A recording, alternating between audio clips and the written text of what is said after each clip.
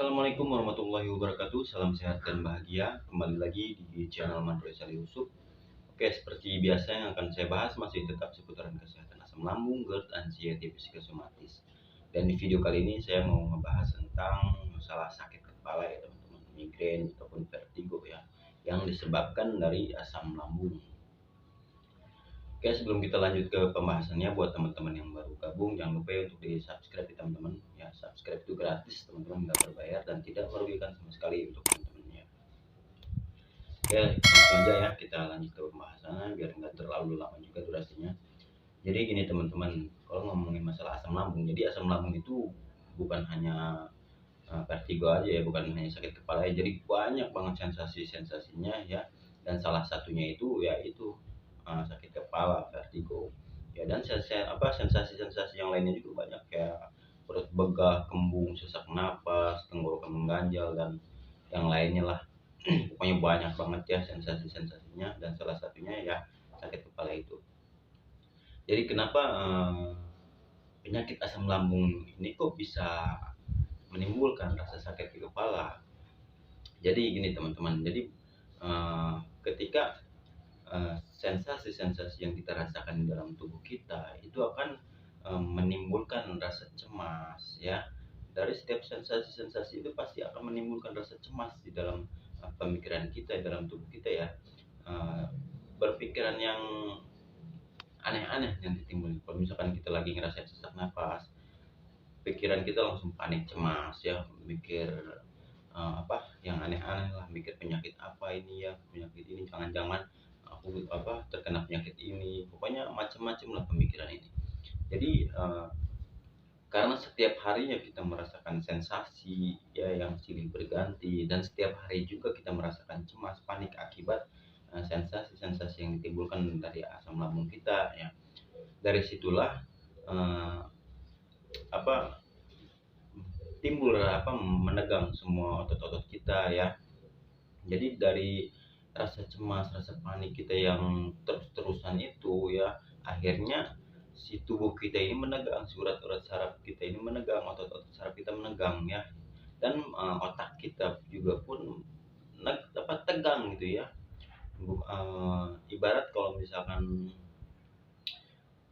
tangan kita ataupun organ tubuh kita yang lain kita gerakan ya, kayak semacam kita olahraga lah ya, kayak fitness gitu, itu pasti kan si otot kita ini akan merasa pegel gitu ya, akan merasa nyeri gitu ya, pegel. Nah, otak juga sama ya, kalau misalkan kita terus-terusan berpikir karena dari sensasi-sensasi itu yang terus-terusan menerpa tubuh kita gitu ya, hingga membuat pemikiran kita terus-terusan panik, jadi si otot kita juga pegel gitu ya, si otak kita juga pegel gitu, hingga menimbulkan rasa sakit di kepala gitu teman-teman ya.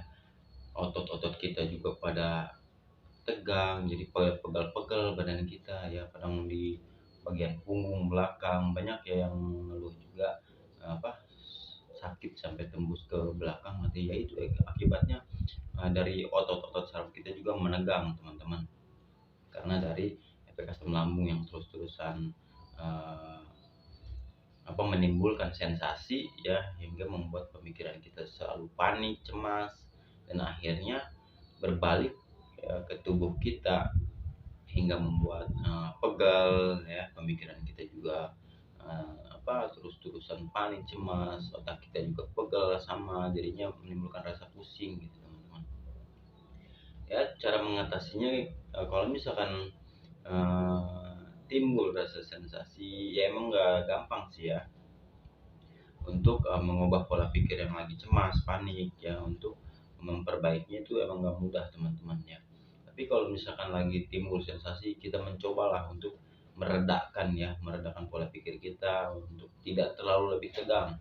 Nah, nanti kalau misalkan kita sudah agak membaik, sensasi-sensasi yang ada di tubuh kita mulai berkurang, udah normal lagi tubuh kita, baru kita berpikir nih untuk mencoba mempositifkan pemikiran kita ya. Karena kalau misalkan lagi panik, cemas, kita itu untuk berpikir positif itu sulit.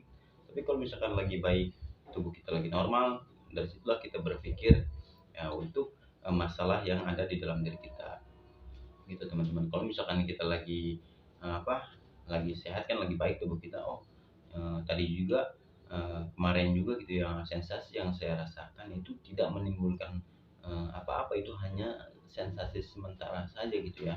Jadi nggak berbahaya gitu, tidak menimbulkan apa-apa ke tubuh saya, cuma ya sensasi-sensasi yang tidak mengenakan aja gitu ya, tidak berbahaya teman-teman. Nah, di saat tubuh kita sedang baik ya disitulah kita berpikir. Jadi begitu nantinya sensasi kita datang lagi, kita udah ada untuk mengantisipasinya dari pemikiran kita yang sehat ini. Kita masukkan pemikiran sehat kita, biar nggak biar kita adalah untuk mengantisipasinya, biar nggak terlalu panik cemas, karena kita udah tahu kan ya, kita udah punya handlean nih dari waktu kita dari waktu kita sehat ini. Jadi gitu teman-teman ya. Kalau untuk masalah kepala kita sakit, pusing ya dalam waktu yang lama gitu, berbulan-bulan, jangan panik dulu teman-teman. Ya, alangkah baiknya sih teman-teman periksa dulu gitu. Tapi kalau misalkan kata dokter, ini akibat dari GERD, ya udah emang GERD itu seperti itu gitu ya. Akibatnya ya dari pola pikir kita yang terus-terusan panik hingga membuat tegang otak kita dan otot-otot saraf kita juga ya. Hingga menimbulkan rasa pegal ke tubuh kita, pusing di kepala kita, itu wajar ya. Itu yang yang tadi saya sebutkan wajar, oke. Karena ya kalau misalkan kita terus-terusan berpikir, capek otak kita juga ya, capek ya, akhirnya yang menimbulkan itulah rasa pusing gitu.